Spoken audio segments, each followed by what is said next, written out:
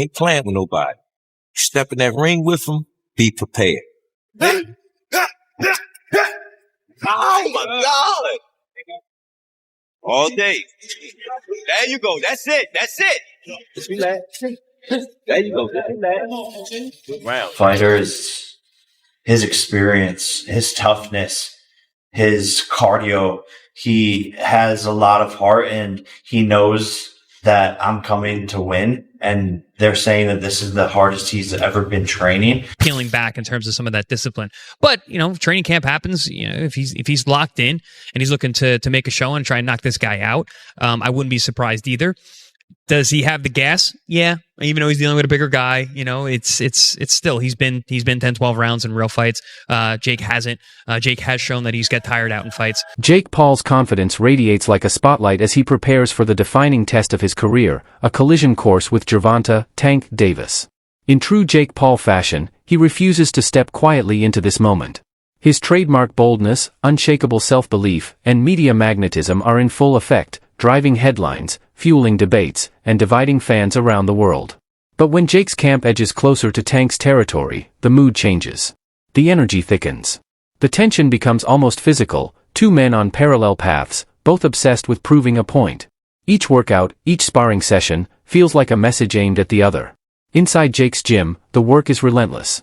He hammers away at the pads, mixing power with precision, refining his timing, and speaking less about fame, and more about legacy. Across town, Tank trains in silence and focus.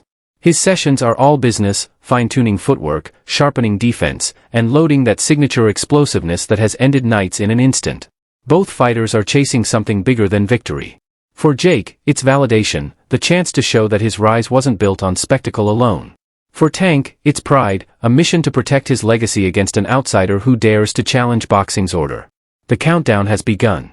Every day brings them closer to impact. And when these two finally meet under the lights, the question won't just be who hits harder, it'll be who truly owns the moment. And so right now, I just want to see what he brings to us. We just got off the plane, a lot of work yesterday from the interviews and stuff. So I want to see how he react. 2 sparring partners and rounds is unknown. All right, y'all. Let's go. Bam! When they watch us in here working, they saying we're going bang, bang, bang, bang, bang. There you go. Good. There you go. When he get in that ring, he's on a mission. Because he understands that he got to put his pants on, training wheels going. You got what you asked for. Let's get it. Jake Paul is deep in the grind, locked into the most demanding camp of his career. Day after day, he's pushing past his limits, driven by something bigger than fame or hype. Even his harshest critics can't deny it. There's a new edge to Jake's work, a seriousness that's impossible to overlook. He calls this camp a turning point.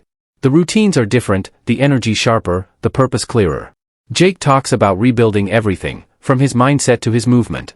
Every drill is about precision, not just power. Every sparring round, a chance to prove he's more than a showman. Inside the gym, his coaches describe a fighter who's cut away distractions and locked in with surgical focus. They say Jake approaches every round like it's fight night, no shortcuts, no wasted motion, just relentless repetition. He's mastering combinations that flow faster, cleaner, and more calculated than ever before. For Jake, this moment goes beyond promotion or pay-per-view numbers. It's personal, a statement to himself, to the sport, and to everyone who's doubted his evolution. He believes that when the bell rings against Gervonta Davis, the world won't be watching a YouTuber trying to box. They'll be witnessing a fighter ready to shock boxing's elite, and rewrite what everyone thought they knew about Jake Paul. Classic, pick him apart, and people are going to be able to see the skill set that I've been working on in the gym that I haven't been able to showcase in recent fights yet.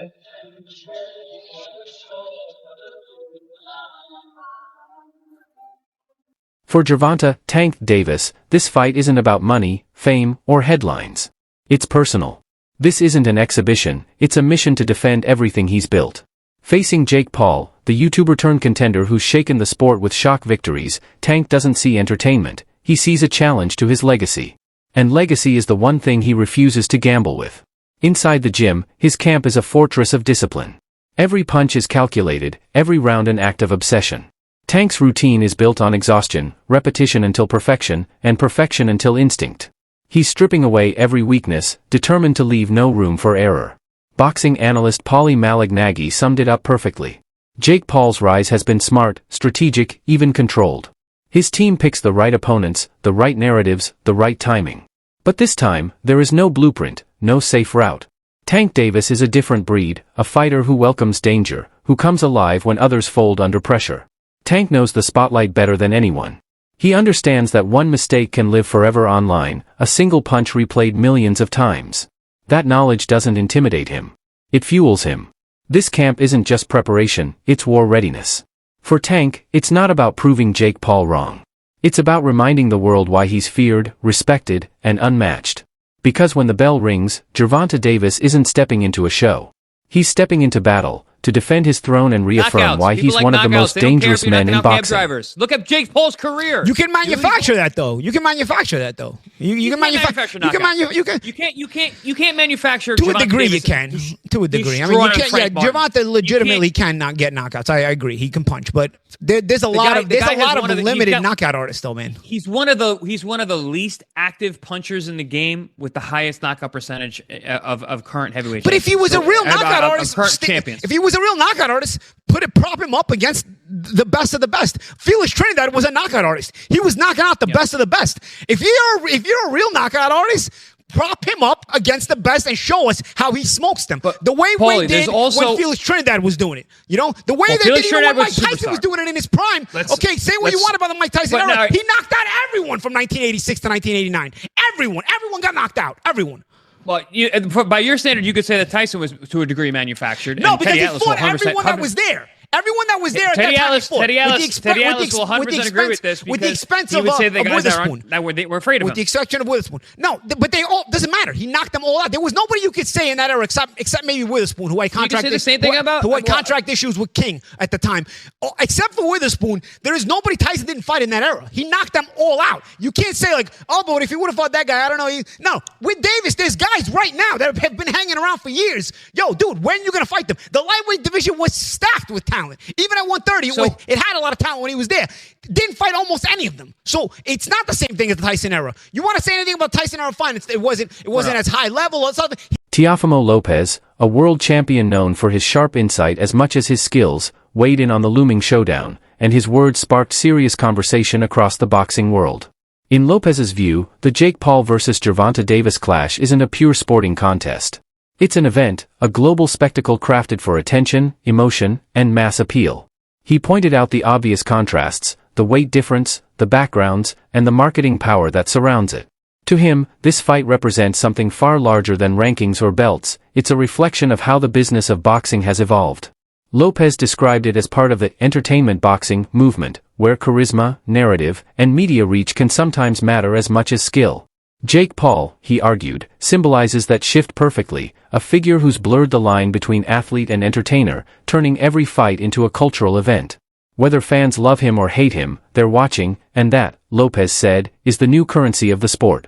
But his comments didn't sit well with everyone. Traditionalists pushed back, insisting that for Gervonta "Tank" Davis, this is no exhibition or sideshow. Tank's pride runs too deep, his legacy too serious, to treat any opponent as part of a media stunt.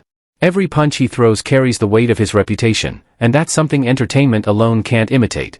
Ultimately, Lopez's remarks highlight the tension defining modern boxing. The sport is caught between its old-school roots and a new digital generation that values virality over victory. And right in the middle of that divide stands this fight, Paul versus Davis, a collision of eras where business, pride, and entertainment all meet under one spotlight. I think honestly, man, like every single time, people said that Jake would get finished or he would lose a fight, he obviously proved everybody wrong. But I genuinely believe this time, I think that, with Gervonta's boxing IQ and him having Jake come down a little bit in weight, I think Gervonta will beat him, honestly. I think Gervonta will hurt him. I think he'll just use IQ. He'll tire him out a little bit.